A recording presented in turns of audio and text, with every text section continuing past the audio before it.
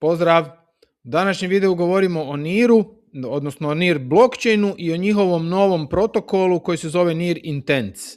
Relativno je nov, star je nekakvih godinu dana, ali u zadnje vrijeme ima jako velike volumene i strašno je zanimljiv, pa ću ovdje malo više reći o tome. NIR kao blockchain je pokrenut 2017. godine, ima neke posebne karakteristike, ima jako mali block time, ima jako kratke blokove, sve se na NIR-u jako brzo finalizira. Zanimljivo je da su ga pokrenuli ova tu dvojica, jedan je Rus, jedan je Ukrajinac. Inače su se oni izvorno bavili AI-em, odnosno pisali su neke znanstvene radove oko AI-a i pokrenuli su ga sa ciljem da rade nešto u AI prostoru, međutim, pokazalo se kasnije da im treba i blockchain, pa su napravili svoj poseban NIR. Cijena mu strašno fluktuira, tamo negdje u zadnjem bull runu tu mu je bio all time high na $17-18, sada je na svega $1, ali u zadnjih ako pogledamo 3 mjeseca, vidimo da mu cijena i dalje raste, pretpostavljamo da je to zbog ovog NIR Intentsa o kojem ću malo kasnije više reći. Market cap mu je 1,9 milijardi i možete ga naći na svim većim exchange-ima, evo tu vidimo Coinbase, Binance, Kraken i tako dalje. NIR Intents je njihov specijalni protokol koji su razvili za interakciju između chainova. Vi ste do sada otišli na neki bridge ili na neki bridge agregator, tamo ste izabrali token s kojeg šaljete i token na koji želite da vam se to pošalje. Bridge je obrađivao te transakcije i vi ste dobili na kraju taj željeni rezultat. To je dosta dugo traje, to je malo nezgrapno, nije taj user interface baš najbolji. A NIR Intent su obrnuli stvar i rekli su vi samo trebate izraziti svoj intent, odnosno svoju namjeru, šta želite, i ta vaša namjera će biti poslana cijelom jednom nizu solvera, takozvanih solvera, to su entiteti, da li su to AI agenti ili su to ljudi koji to rade, koji se onda natječu, bidaju se za to ko će vam ponuditi najbolji i najjeftiniji put do tog vašeg izvršenja. Na primjer, idemo tu sad lansirati aplikaciju. Na primjer, vi se tu spojite sa svojim novčanikom, ovo sučelje izgleda jednako kao i kod nekakvih bridževa, ali ono što je kod NIR Intentsa jako dobro, a to je da vi recimo možete otići sa, na primjer sa NIR-a, možete bridžati taj svoj token, možete otići u Bitcoin na primjer, ili u Solanu, ili u Dogecoin, ili u XRP, ili u Auroru, ili u bilo gdje. Do sada su bridževi većinom bili fokusirani na jedan sustav, odnosno većinom su bili fokusirani na EVM, na primjer, ili na neke zatvorene ekosustave, a NIR Intent radi sa svim velikim blockchainima i sa ekosustavima, znači i unutar EVM ekosustava i izvan toga. Na primjer, Zcash je poseban blockchain, možete tamo. NIR je poseban blockchain, Solana je poseban blockchain, Bitcoin je poseban blockchain, Doge je poseban, svi oni, XRP isto, svi oni rade unutar tog NIR Intentsa. Sad kako to radi? Ta mreža solvera, odnosno ljudi ili entiteta koji obavljaju te zadatke, oni imaju tu likvidnost na raznim mjestima, možda imaju na centraliziranoj mjenjačnici, možda imaju nekom DeFi protokolu, možda imaju na svom walletu, oni svi sa svim tim raspolažu i u dijeliću sekunde vide vašu namjeru koju ste vi iskazali i onda oni ponude da izvrše tu namjeru u jako kratko vrijeme. Sve se to događa preko smart kontrakta na NIR-u i korisničko iskustvo je puno bolje nego da koristite bridževe, nemate nikakve rute, ništa ne morate izabirati, nego naprosto samo izaberete tu amount, kažete 20 NIR-a hoću recimo u Zcash i dobit ću toliko Zcasha i kažem izvrši i oni to izvrše u vrlo kratkom vremenu za vrlo malo novaca, odnosno za najpovoljnije moguće uvjete koji vam ti solveri mogu ponuditi u tom trenutku. U praksi to izgleda tako da imate jako dobro korisničko iskustvo, da sve radi glatko i brzo i da vam je jeftino, odnosno najjeftinije što se može dogoditi, a upravo zbog toga je taj NIR Intents postao glavno mjesto gdje se trejda tu Zcash. Zcash je, ako ste pratili nedavno, strašno mu je cijena narasla, strašno je postao u fokusu taj privacy narativ, znači o privacy coinima. Zcash je jedan od vodećih coina koji štiti vašu privatnost, o tome imam i poseban video, to ću vam staviti link u opisu ovog videa. Točan broj tih solvera nije javno dostupan i to je možda jedna i zamjerka cijelom tom NIR Intense protokolu, jer nije transparentno ko je sve tamo, ko tu sudjeluje. Nagađa se da tu sudjeluju veliki market makeri koji imaju puno likvidnosti na puno mjesta, ali ono što je tu bitno, vi kad iskažete svoju namjeru da želite neki token prebaciti u neki drugi, to ode u mrežu tih solvera, oni odmah ponude namjeru i sustav sam odredi ko je najpovoljniji za vas i vama se to trenutno izvrši, a taj solver kasnije u pozadini radi te sve swapove nakon što ste vi dobili svoj novac. Tako da je vaše iskustvo odlično, vi u par sekundi dobijete novac, a on kasnije onda prebacuje sa tih cekseva, swapa u pozadini, bridgea i šta već radi da bi zapravo završio tu cijelu proceduru.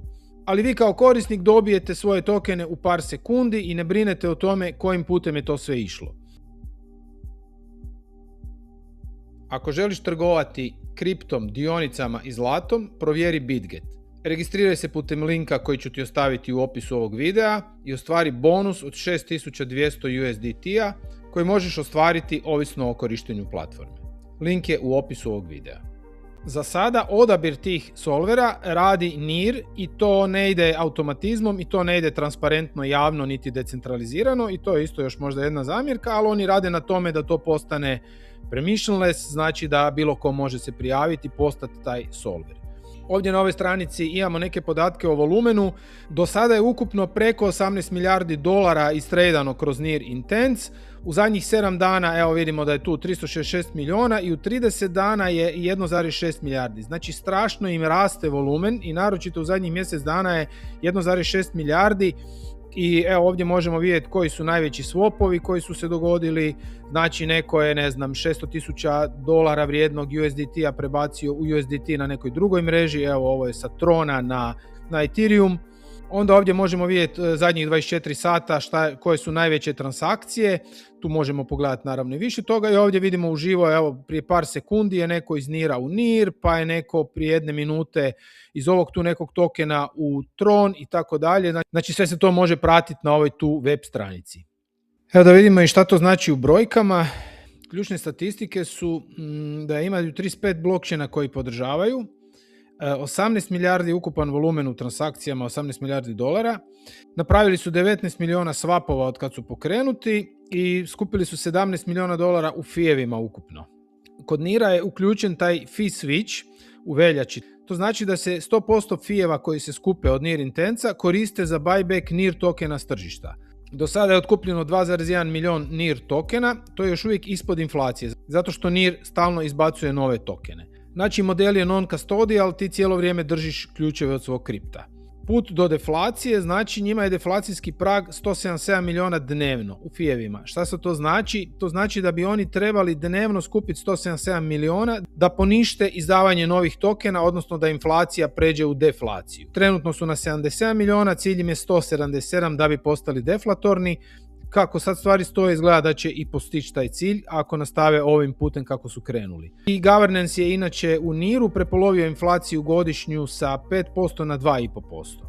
A ukupna godišnja emisija NIR tokena je 32 miliona. Evo tu su im glavni partneri i integracije, znači rade sa Tor Swapom, to je on im je cross-chain provider, onda rade sa njihovim walletom kojim daje punu podršku, rade i sa Brave walletom, tako da je omogućeni su swapovi iz brauzera, rade sa Hot Walletom kojim daje punu podršku i rade sa Suijem kojem omogućuju pristup na preko 20 chainova. Konkurencija su im Kao protokol koji je pionir tog Intense marketa, onda Akros protokol kojem opet 88% volumena ide kroz taj protokol, onda tu postoji Anoma, to je cijeli blockchain koji je izgrađen oko tih Intensa, onda imamo ove klasične cross-chain agregatore, odnosno bridge agregatore kao ovaj Leafy, Squid ili Rango i postoji taj Ethereum standard kojim je glavni rival, ali na EVM strani. On rješava istu stvar, ali samo unutar EVM-a, dok taj cijeli NIR Intense radi za sve, vidjeli smo za 35 blockchaina. Treba još nešto reći o fijevima, postoji protokol fee koji je 0,0001% i NIR Intense fee koji je 0,2%, to je skroz prihvatljivo. Znači to su oni fijevi koji se skupljaju da se otkupljuje NIR coin. Što se tiče sigurnosti, nedavno smo vidjeli da je bio neki hak na Torchainu. Malo prije sam spomenuo Torchain kao njihov provider, odnosno oni rade sa Torchainom, Near Intense. I sad šta se tu dogodilo?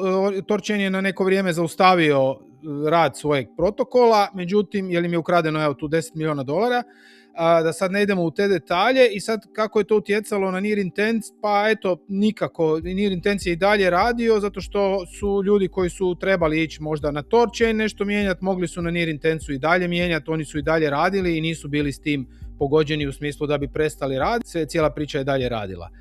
To nas opet podsjeća na ranjivost smart kontrakta. Rekli smo da Near Intense radi na smart kontraktima i to je uvijek problem, potencijalni problem, zato što smart kontrakti su ranjivi, oni predstavljaju neku točku napada i ako je tu nešto loše odrađeno, onda može doći do ovakvih stvari kao što je došlo na Torchainu, a to su hakiranja i napadi na takve smart kontrakte. Ne kažem da će se to dogoditi na Nearu, ali da postoji mogućnost, obzirom da se radi o smart kontraktima, postoji mogućnost da se i to dogodi. Još jednu važnu stvar koju Near Intense imaju, a to je confidential intents, takozvani, to znači nekakvi povjerljivi ili recimo oni koji čuvaju privatnost. Znači kod korištenja Near Intensa možete izabrati da imate zaštićene intence, znači da niko ne može vidjeti, da se to sve kriptira i pošalje kriptirano, tako da ni validatori ni niko ne može vidjeti vašu adresu i ne može analizirati vaše poteze.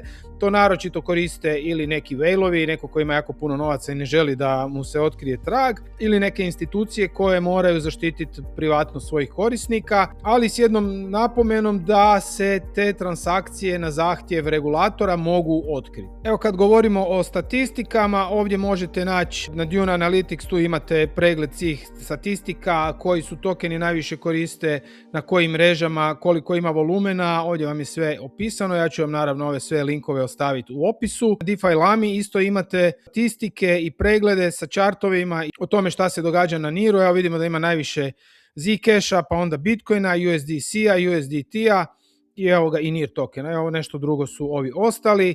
Možete pratiti tu po raznim metrikama. Isto tako na token terminalu isto imate neke statistike i to sve možete pratiti. Evo, znači završno, ako bi taj Near Intense nastavio se razvijati ovom brzinom kao što sada vidimo i ako ti volumeni nastave biti ovako veliki i rast kao što sada vidimo, onda će i količina tog Neara koji izlazi iz cirkulacije biti sve veća, zato što će biti i više fijeva u Near Intensu s kojima će se onda kupovati taj Near protokol i to bi sve značilo da bi cijena mogla ići gore. Naravno da bilo kakav poremećaj u nekom od tih svih sektora može dovesti do toga da se to sve smanji i da ne bude tako, ali ovo je jedna zanimljiva pojava u zadnje vrijeme koja bi mogla u buduće imati sve veće volumene i mogla bi znatno utjecati na cijenu Near protokola. Evo, to bi bilo ukratko o Near Intensu. Ništa od ovoga nije financijski savjet. Ovo je edukativni video o tome kako radi Near Intense. Ako vam je ovaj video bio zanimljiv, lajkajte, šerajte i vidimo se u nekom novom videu. Pozdrav!